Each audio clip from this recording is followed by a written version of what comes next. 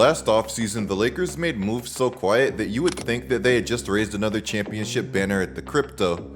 They selected Dalton Connect in the first round, pleased LeBron James drafting Bronny James in the second, and scooped up Christian Koloko in mid-September. I was high on Koloko's upside and versatility before he came into the league, but this experiment hasn't exactly been blockbuster material, and I'm not ashamed to admit that. But the Lakers approached their roster in the 2024 offseason moving as if they were the reigning champion Boston Celtics gearing up for another title run, when that was never their reality. They had just been bounced by the Denver Nuggets again, and this time in the first round. After such a disappointing exit, fans weren't buying the Lakers' silent offseason. A survey by SB Nation Silver Screen and Roll back in August of last year laid out how fed up Lakers Nation had become with the team's passive approach. 4% of fans gave the Lakers offseason an A, 12% of fans gave it a B, 26% of fans gave it a C, 27% of fans gave it a D, and 31% of fans gave their offseason an F.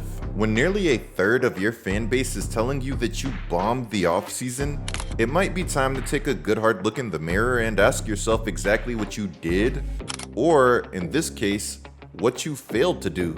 And you could make the argument that fans will be fans and nothing will ever please them, but this was also the consensus around the league. The Lakers went from rumors of LeBron taking a pay cut and potentially adding a big-time talent like Klay Thompson to their boring reality. If the Lakers hadn't picked up JJ Redick last year, I would have given the offseason an F too. But the addition of JJ was actually so good that in hindsight, I have to give it at least a C. I feel like that's fair. When you're repping the purple and gold in LA, the expectation isn't just making noise, it's raising banners and chasing greatness. Getting bounced by the Nuggets in round 1 and shrugging your shoulders afterwards, that's not going to cut it. In a surprising twist, LeGM himself casually brushed off the Lakers' lackluster offseason last year, telling the media that it takes two to tango. I think our front office, our coaching staff, they tried to do the job they wanted to do or tried to get guys to come, and it didn't happen. And that's okay. That's part of the business. I've been in this business long enough to know that sometimes it happens, sometimes it don't. But hold up, because earlier in this offseason, LeBron was singing a totally different tune, openly voicing frustration alongside Rich Paul about the state of the Lakers roster. Something that we dove into in my latest LeBron video. Since then, in spite of Pelinka's reluctance, the Lakers have made some interesting moves, picking up Jake LaRavia, securing big man DeAndre Ayton, and locking down one of the league's elite defenders in Marcus Smart. Now, before we keep it rolling, if you are enjoying the content, go ahead and hit that like button, smash subscribe, and flip on those notifications so that you never miss an upload. In that same recent video that I was just talking about, I said it myself. I totally get not wanting to mortgage your future for a soon-to-be 41-year-old LeBron James. Here's where I got lost. LeBron James or not, the Lakers were behaving like Luka Doncic was some young raw talent, still years away from being top 5, like a Cooper Flag. Luka is 26, in the middle of his prime. And we all know the NBA waits for nobody and that anything is possible.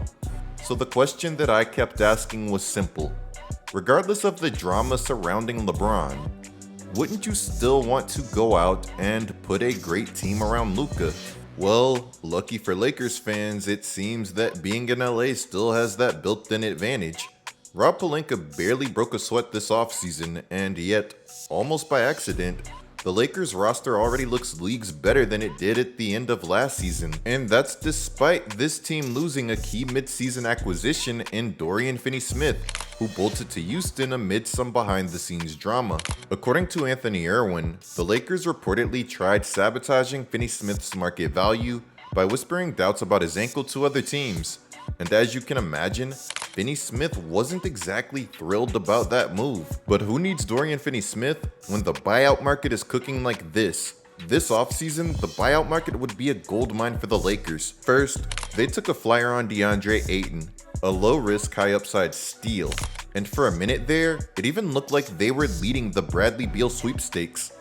But Forget about the flashy names for a second, because the next guy the Lakers snagged ended up being a way better fit for this squad than Bradley Beal could ever dream of. On July 19th, word dropped that Marcus Smart, fresh off of a buyout from the Washington Wizards, would be signing a 2-year, $11 million deal with the Lakers after clearing waivers.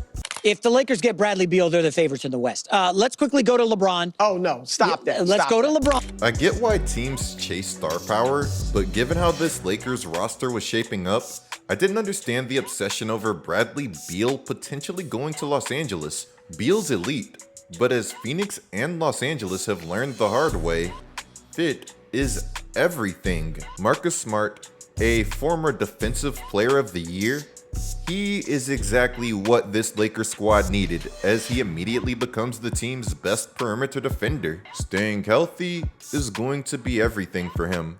Your defensive skills don't mean anything if the only thing you're locking down is a spot on the couch. Smart hasn't appeared in more than 35 games in a season since back in the 2022-2023 season, when he suited up 61 times for the Boston Celtics, a team that went on to capture a championship shortly after trading him. That painful combo of injuries and seeing your former squad celebrate without you, that's exactly why Marcus Smart, just like DeAndre Ayton, is arriving in Los Angeles with a massive chip on his shoulder. Marcus Smart poured his heart into leading those Celtics teams for years, and look, he was genuinely thrilled for his old teammates, but you can't convince me that watching a team you fought so hard for lift a trophy without you, you can't convince me that doesn't sting. When the Raptors won that championship after trading DeRozan, DeMar admitted that it stung.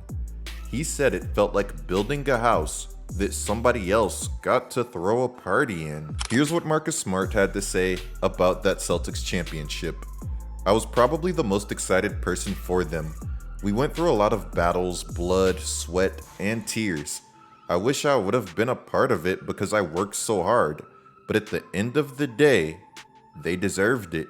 You think that this guy is coming to Los Angeles and not giving his all so that he could have a ring of his own? Reports are saying that one of his reasons for coming to Los Angeles was a more open path to playing time. I'm telling you that this is somebody that's coming in hungry. The recruitment from Luka Doncic probably didn't hurt the Lakers' cause either. ESPN detailed how Luka personally reached out to Smart, telling him straight up that he wanted him in the purple and gold. Rob Pelinka might have the easiest job in sports right now. That same report also revealed something interesting. Luka's been vocal behind the scenes about his need for a legit rim-running big, reliable shooters, and lockdown defenders. Funny how that works, right? Who could have guessed that Luka, fresh off of having a near perfectly constructed supporting cast in Dallas, would want the same situation replicated in LA? It's simple basketball math. Luka, surrounded by complementary role players who fit his style, is infinitely better than pairing him with stars who clash stylistically. And that's the formula for success for most superstars in the league. Marcus Smart averaged just 9 points per game last season on brutal efficiency, only 39.3% from the field. But swapping out Memphis or Washington for Los Angeles and upgrading to teammates like Luka Doncic, LeBron James, and Austin Reeves, that's bound to work wonders for him. His looks will be cleaner, meaning that the efficiency will rise. He just has to play smart basketball and hit open shots. He struggled shooting the ball last year, shooting just 34.8% from 3, and throughout his career shooting just 32.4%. If Marcus Smart starts knocking down jumpers consistently though, good luck convincing Madman JJ Redick to pull him off of the floor. I love Marcus, and I think, he's like, if I'm picking a basketball team, I want him on my team. He gets under guys' skin, he competes. There's a level of flopping to the Marcus Smart experience, but I think that overshadows all the other amazing stuff he does. He's a guy that just makes winning plays consistently. JJ Redick is about to become Smart's #1 fan. I can already see him starting Smart in LA sooner rather than later. Picture this starting lineup for a second. Marcus Smart, Austin Reeves, Luka Doncic, LeBron James, and DeAndre Ayton. Now personally, I'd prefer pulling Reeves early and staggering him occasionally with Luka to keep the firepower flowing if this was the starting lineup. But hear me out. After fiercely being against the idea of Austin Reeves coming off of the bench, I actually don't hate it as much anymore. You put Bron, Luka, and Ayton together, and trust me, buckets will rain down from that starting unit. With that lineup, wouldn't it be nice to have a Ginobili-style energizer coming off of the bench to keep that flame burning? Last playoffs, the Lakers' bench was colder than an Alaskan winter, averaging a league-worst 11 points per game. Their entire bench only averaged 11 points per game, and during the playoffs, things weren't much better. They put up just 26.2 points per game, second to last only because the Knicks somehow managed to be worse. A Thibs squad that was dead last in bench scoring? I don't believe it. Remember, JJ Redick had some moments in the playoffs last season where his subs literally collected dust. This man didn't make a single move for an entire second half of a playoff basketball game. Now relax, lower those pitchforks. I never said that I was all in on the idea of Austin Reeves coming off of the bench. I'm just not completely against it. I'm still team early sub, meaning Austin Reeves would still retain his starter title in my book. For me, Austin Reeves falls into that same category that I've been talking about with Luka, where you don't want to make this guy mad. He has a player option for the 26-27 season, meaning that the Lakers need to keep him happy, or he could leave as soon as next summer. In my opinion, Austin Reeves leaving for nothing would be a disaster. And if you trade him, you better make sure that you're winning that trade. Because if you have Austin Reeves and Luka Doncic on your team, you are already set for the foreseeable future. You just have to figure out the rest. We'll circle back to this Austin Reeves situation really soon, so keep those notifications on and stay locked in. Man, the price that the Lakers are getting Marcus Smart at is truly unreal.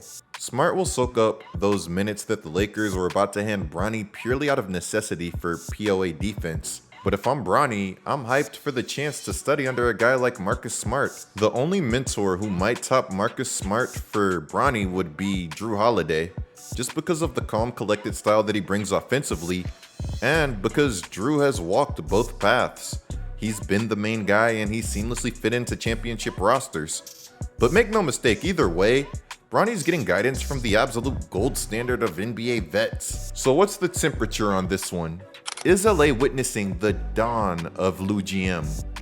How legit do you see these Lakers as title contenders? And somebody please hit me with your ideal starting five, because I want to see what you guys are thinking as far as this roster goes. Anyways, there's some more going on in the basketball universe that we have to be covering, so clicking one of the videos that's on the screen right now is a great way to support this channel. I'm Get Like Coop, bringing you guys the scoop until our next upload.